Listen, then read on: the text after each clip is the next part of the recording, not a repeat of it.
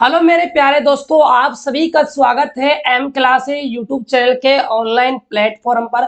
आज हम पढ़ेंगे समांतर प्लेट संधारित्र।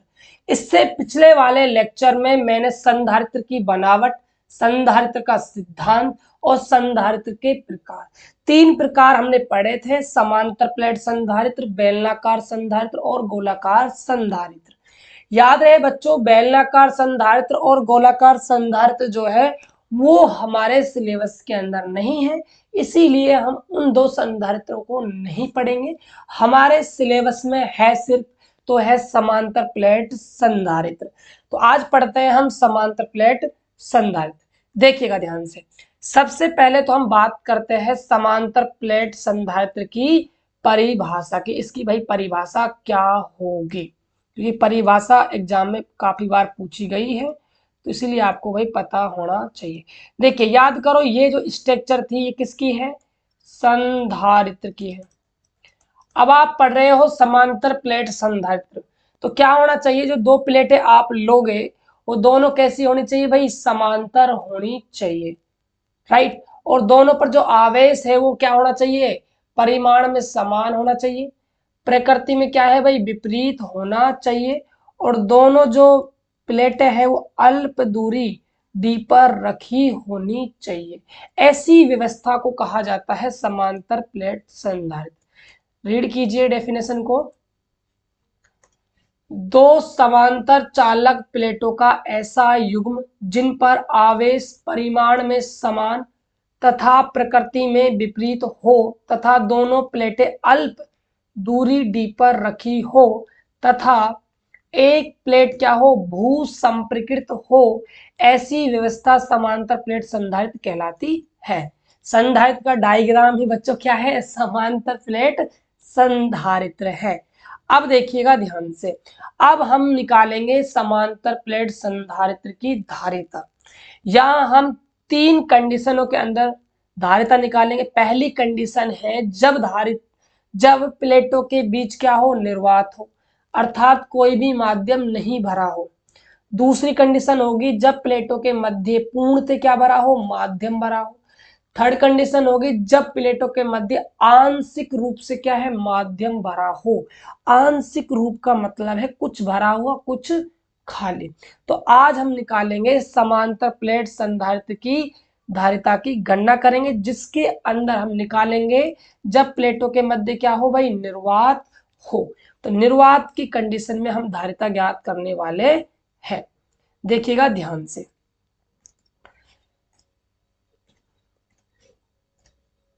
देखिए ये आपका एक समांतर प्लेट संधारित्र है जिस पर प्लस क्यू आवेश माइनस क्यू आवेश उपस्थित है। ये आपकी समांतर प्लेट है। तो प्लेट है तो इसका मतलब इसका पृष्ठ आवेश घनत्व भी रहा होगा। तो इसका जो पृष्ठ आवेश घनत्व है उसको हमने मान लिया प्लस सिग्मा, और इसका जो पृष्ठ आवेश घनत्व है माइनस प्लेट का, उसको हमने मान लिया माइनस का सिग्मा। अब देखिएगा, जो हमारा समांतर प्लेट संधारित्र है इसको शॉर्टकट में बच्चों पीपीसी भी कहा जाता है। क्या कहते हैं? पीपीसी। पीपीसी का मतलब है पैरेलल प्लेट कैपेसिटर, राइट। अब देखिएगा ध्यान से, और जो ये प्लेटें हैं इनका जो क्षेत्रफल है वो हमने मान लिया क्या है भाई? ए। और इसका भी क्षेत्रफल क्या है? ए। क्षेत्रफल समान रहेगा, क्यों? क्योंकि समांतर समान आकार की क्या है भाई? प्लेटें है। देखिए इसकी हिंदी हमने थोड़ी सी लिख रखी है, उसको भी हम पढ़ लेते हैं एक बार। देखिए चित्रानुसार एक पीपीसी व्यवस्थित है जिसके कारण हमें धारिता ज्ञात करनी है। इन प्लेटों पर आवेश जो है वो परिमाण में समान है और प्रकृति में क्या है भाई? अलग है। इन प्लेटों पर जो पृष्ठ आवेश घनत्व है वो क्या है? सिग्मा है। और क्षेत्रफल क्या है? ए। अब देखिएगा ध्यान से। देखिए मान के चलिए यहाँ पर कोई पॉइंट है पी, मान लेते हैं रफली, ठीक है। अब देखिए मैं आपसे पूछूं विद्युत क्षेत्र की तीव्रता की दिशा।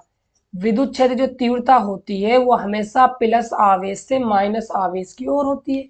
तो विद्युत क्षेत्र जो दिशा है वो जाएगी प्लस से माइनस की ओर। यहाँ पर है आपका ई वेक्टर, राइट।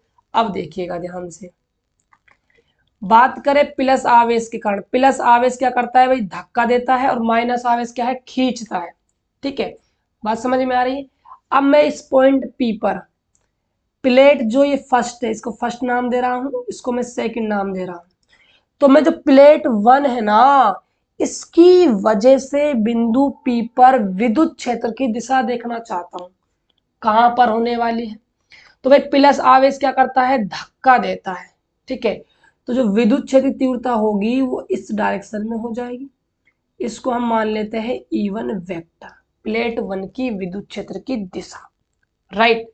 और जो माइनस आवेश की जो प्लेट है वो क्या करती है भाई, अपनी ओर खींचती है। तो इस पर हो जाएगी E2 डायरेक्शन की दिशा E1 की डायरेक्शन में ही। राइट। अब देखिएगा, और आप सभी ने चैप्टर नंबर 1 के अंदर गाउस के नियम के अनुप्रयोग के अंदर आपने चालक पट्टिका के कारण विद्युत क्षेत्र का मान निकाला होगा। कितना आया था, E बराबर सिग्मा अपॉन में 2 एप्सिलॉन नॉट आया था, याद होगा सभी को। राइट।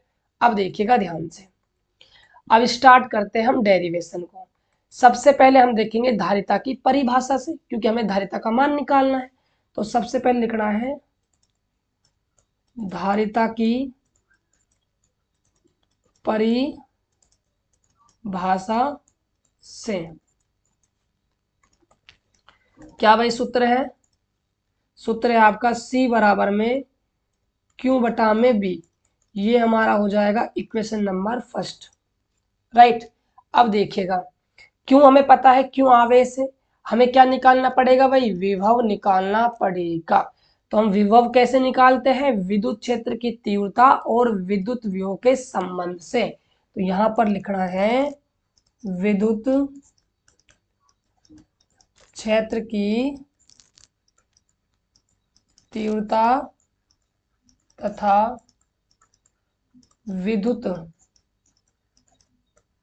विभव के संबंध से। संबंध क्या होता है, संबंध होता है भाई V बराबर में E डॉट में D होता है। राइट। इक्वेशन नंबर इसको मान लीजिए आप सेकंड। अब देखिएगा ध्यान से, अब हमें किसका मान निकालना है, E का मान निकालना है। और E क्या है, हमारी परिणामी विद्युत क्षेत्र की तीव्रता, किस बिंदु पर, बिंदु P पर। तो हम E1 को और E2 को क्या कर देंगे भाई, ऐड कर देंगे। तो यहां पर लिखना है आपको समांतर प्लेट के अंदर बिंदु P पर परिणामी विद्युत क्षेत्र की तीव्रता। तो परिणामी निकाल रहे हो तो सूत्र हो जाएगा ई वेक्टर बराबर में आपका E1 vector plus E2 vector. Right. तो तीव्रता होती है सिग्मा अपॉन में 2 एप्सिलॉन नॉट प्लस में सिग्मा अपॉन में 2 एप्सिलॉन नॉट। सिग्मा और सिग्मा को आप ऐड करते हो तो 2 सिग्मा अपॉन में 2 एप्सिलॉन नॉट। 2 से 2 आपका कैंसिल आउट हो जाएगा, सिग्मा अपॉन एप्सिलॉन नॉट आपकी तीव्रता निकल कर आ जाएगी। राइट। अब जो तीव्रता आई है इसका मान कहाँ रखेंगे, समीकरण नंबर 2 के अंदर। देखिएगा ध्यान से, समीकरण 2 में ई का मान रखने पर, तो V बराबर E डॉट D है, E का मान है सिग्मा अपॉन एप्सिलॉन नॉट गुणा में D। ये हमारे पास किसका मान निकल कर आया है, विभव का मान। अब V का मान हम कहाँ रखेंगे, समीकरण नंबर 1 के अंदर। तो लिखिएगा ध्यान से कि समीकरण 1 में V का मान रखने पर, तो V बराबर में क्या है, Q बटा में V का मान सिग्मा अपॉन में एप्सिलॉन नॉट गुणा में क्या है D है। तो एप्सिलॉन नॉट आपका कहाँ चला जाएगा, टॉप पे। अपॉन में सिग्मा गुणा में डी। अब देखिए आगे कैसे करेंगे। सिग्मा क्या है भाई, सिग्मा सिग्मा है आपका पृष्ठ आवेश घनत्व, और पृष्ठ आवेश घनत्व का सूत्र होता है एकांक क्षेत्रफल में उपस्थित आवेश की मात्रा पृष्ठ आवेश घनत्व कहलाता है। सिग्मा बराबर फॉर्मूला होता है क्यू बटा में ए। तो लिखिएगा यहाँ पर पृष्ठ आवेश घनत्व की परिभाषा से, तो सिग्मा बराबर में हो जाएगा क्यू बटा में ए। तो मान जमाइएगा यहाँ पर v बराबर में क्यू गुणा में एप्सिलॉन नोट बटा में क्यू बटा में ए गुणा में क्या है आपका d है। अब देखिएगा क्यू से तो आपका क्यू कैंसिल आउट हो जाएगा, ए आपका ऊपर चला जाएगा। ठीक है बच्चों, इसको b के बराबर मत कीजिए, c के बराबर चल रहा है ये तो। ठीक है, ये आपका a ऊपर चला जाएगा तो आपकी धारिता आएगी c बराबर a एप्सिलॉन नोट अपॉन में d। ये भाई आपकी धारिता है। ये फॉर्मूला है धारिता का। कब? जब प्लेटों के मध्य क्या हो, निर्वात हो, कोई भी माध्यम नहीं भरा हो। तो याद कीजिए मैंने आपको धारिता को प्रवाहित करने वाले कारक पढ़ाए थे, और मैंने वहां लिखवाया था कि क्षेत्रफल पर, माध्यम पर, और दोनों जो निकटवर्ती रखे हुए हैं उनकी दूरी पर डिपेंड करता है। तो देख लो ये दूरी रही, ये माध्यम रहा, ये क्षेत्रफल रहा, हो गया ना डिपेंड धारिता इन तीनों पर। ठीक है, तो ये डेरिवेशन थी आपकी समाप्त हुई। अब हम पढ़ेंगे सेकंड डेरिवेशन बच्चों कल। उसके अंदर हम क्या है, प्लेटों के मध्य पूर्णतः माध्यम भर देंगे, फुल भर देंगे उसको। ठीक है, तो ये वीडियो आपको कैसी लगी आप कमेंट बॉक्स में जरूर मेंशन कीजिएगा। इस क्लास का जो पीडीएफ है वो आपको एम क्लासेज ऐप पर भाई फ्री में मिल जाएगा, डाउनलोड कर लीजिएगा प्ले स्टोर पर जाकर। और साथ के साथ व्हाट्सएप ग्रुप का लिंक जो है बच्चों वो डिस्क्रिप्शन बॉक्स में दिया हुआ है, उसको भी एक बार जाकर ज्वाइन कर लीजिए। वहां पर आपको सभी क्लासों को जो अपडेट है वो मिल जाएगा। राइट, और चैनल पहली बार आए हो तो मेरे चैनल को सब्सक्राइब और वीडियो को लाइक और शेयर जरूर कीजिएगा। मिलते हैं और एक बेहतर वीडियो में, तब तक के लिए बाय बाय, टेक केयर।